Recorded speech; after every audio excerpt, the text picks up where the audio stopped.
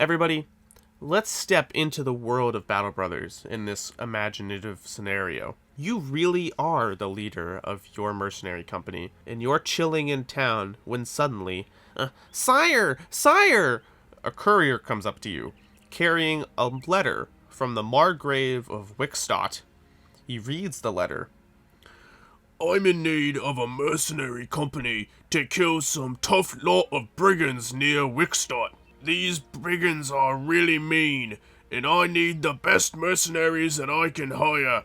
I've sent this letter out to 3 different companies, including yours, and I need you to write back with the stats and talents of your men so I know that you are the best lot that I could hire. Please use the paper attached. Sincerely, Wilhelm of Wickstadt. Now, as the leader of your company, you know it's been past the first crisis, and you're ready to look at the stats of your men. Your men are pretty good.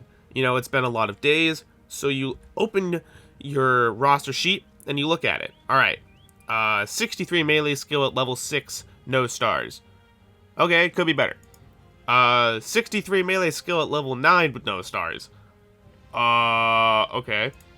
We got the starting companion with 90 range skill. That's pretty good, right? What about this guy here? Oh, he's got a maimed foot, a missing finger, 59 melee skill at level 9. What's his name? Good. Yeah. So you write back the best convincing letter you can to the Margrave, and you send it off with the courier, and then you never hear anything back. Now, I wonder why that is. Well, it's probably because your roster sucks. This video is going to talk about the 3 main facets of why your early game roster for beginning players probably sucks. I'm not trying to be rude, but I see a lot of players making a lot of key mistakes, and I think it's really holding them back, and it's in the roster management. You know, it's not the actual tacticalness on the map. Like, I could take their rosters and play the battles, and it would be tough, not because I'm inexperienced with the game, but because the actual stats and tools you're going into the battle with are really weak. So I'm dividing this into stats, perks, and gear. And we're going to start with stats. So here, we have 17 brothers here at the top, and 16 of them are melee brothers. So this one dude here, the companion, is ranged. So out of 16 brothers, how many melee stars do we have? How many dudes with melee stars do we have? 7. 7 out of 16 dudes have melee attack stars. That's awful. That is great for a day like 6, not day 116. Everybody in your team who's not like a range character or a tank or started with like 67, melee skill should realistically have at least 1 melee star. There are a few exceptions to this, but all in all, your team is a melee focused company, and thus they should have melee attack stars to reflect that. Now, how many melee defense stars do we have on the team? Well, we have 7 dudes as well who have melee defense stars. This I actually think is a little bit less important. You should have your tanks, they should have melee defense stars. Your backline doesn't necessarily need them. I think you can win the game with melee attack more than melee defense.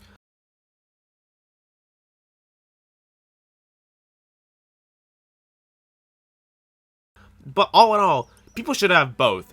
You shouldn't have 7 out of 16 dudes have stars in one of your 2 areas. How many people have both? I don't really know. I know that this companion does, but he doesn't really count because you start with him. So all in all, we have a bunch of dudes who just are not equipped to actually fight battles. We have 61. We have 70 with 1 star. This is places where you should realistically be at level 5?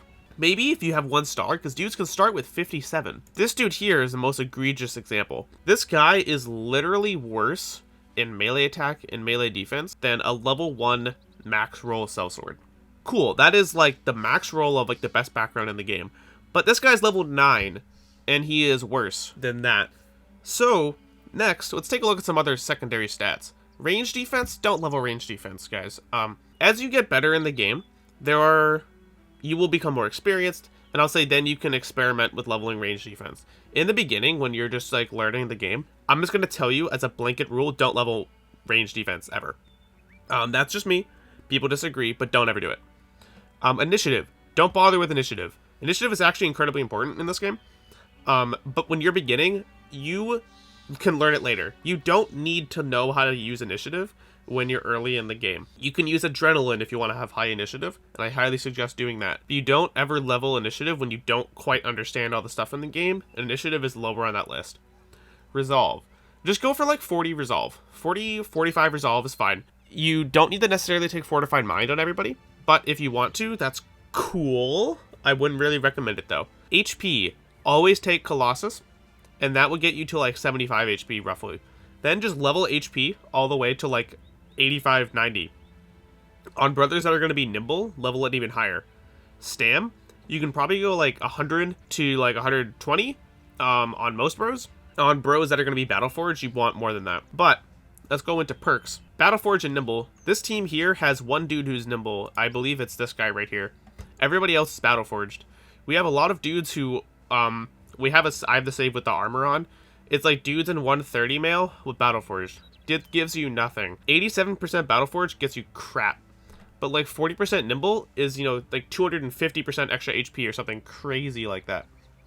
So start using nimble on your early game brothers, because you're going to have the gear for that anyway. You're going to be able to kill raiders pretty early on, and you're going to be able to get their gear, and nimble is a power spike, so you can take on harder fights without just dying all the time. And then you can get your Battleforged gear later. You don't have to take Battleforged early on, at least not on everybody on your team, okay?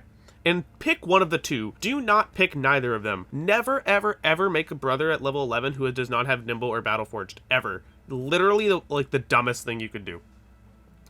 Pardon my brashness right there. Another thing is that a lot of these brothers in Battleforged gear have no fucking stam. 40 stam. 25 stam. This guy's got an injury. But like, 43 stam. They have Battleforged or Battleforged gear, or in the shield and everything, but they don't have brawny. You can't have all this stuff and then not take brawny, right? Because you can't walk into a battle with 43 fatigue and expect to be any good.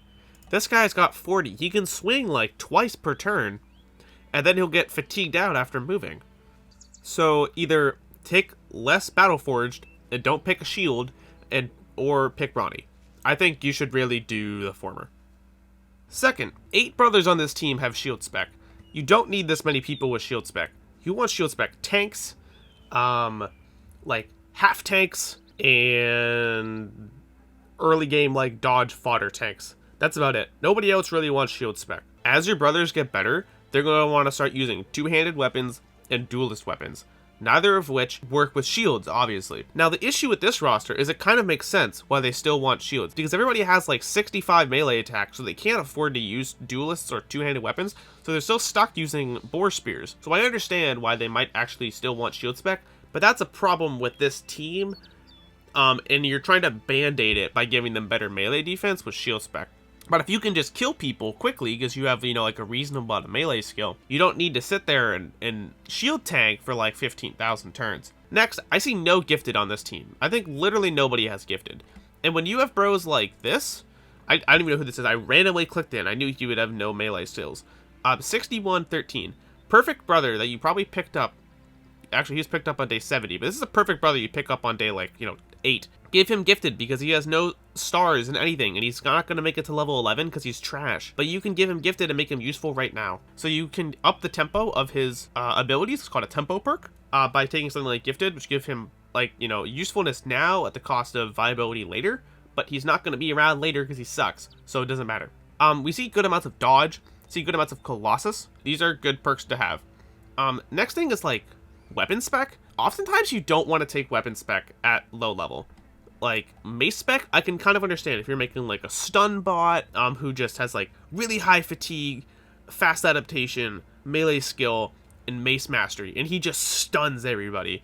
That's kind of cool. On your range characters, you want to take your mastery because you just make them better. Like you don't ever use a bow without having the extra firing range, their weapons extra damage. You always want these. Polearm spec is another thing you would want to do because who has it? I think this guy. Polearm spec really revolutionizes how you can use polearms by being able to move too. So polearm spec in Pathfinder is a like the wombo combo, and you can do that to great effect. But stuff like axe spec, hammer spec, sword spec, you often don't want to take that to a level 11, because you're still not using the great two-handed variants, and sometimes those perks just kind of suck. So I would totally hold off, because by not taking those, you can instead take stuff like Underdog or Nimble or Berserk or Killing Frenzy one level earlier, and that's going to be way more important to you than, like, 3 extra fatigue back and more shield damage, because neither of those are really going to help you actually win fights. But an extra attack per turn, or Nimble's effective HP increase, or Killing Frenzy, those will absolutely win you battles in the short term. If you are struggling to hit people, use perks like Fast Adaptation and Backstabber and Gifted. Those perks will help you win things more, because you'll be able to kill things more quickly. I'm not a huge fan of those for late game, but in the early game, those are undeniably very strong perks, and you should be using them. Now, let's go on to gear, and for our last part of this video. And we're going to see that the gear on this company is, in fact, also holding it back in a lot of ways. Now, it could just be that this company just, like, fought a bunch of brigands or something before, but I have to take it with how many people have shield spec, that this is the normal lineup. Everybody has a shield. Uncool. Certainly uncool. Also, we're using weapons that don't increase your melee skill. This guy should not have a cleaver. He has no melee skills. He should have a sword, or he should have a spear. Arguably, he should have a flail, like this guy does, because then he can swing over shields, and that gives him more melee attack. But do not ever pick, like, cleavers, don't ever pick, like, hatchets or anything on these low melee attack brothers, because it gives them no extra hit chance. Also, I'm not going to count this guy because he's got, like, the shit kicked out of him. But all of these dudes are all battle forged. They are all wielding, like, one-handed weapons and spears, and they all have bandages, weirdly enough. I'll be real, guys. I've used a bandage literally once in 1100 hours in this game. Not saying I'm the gold standard of bandage usage. And yeah, you probably could use them a lot more.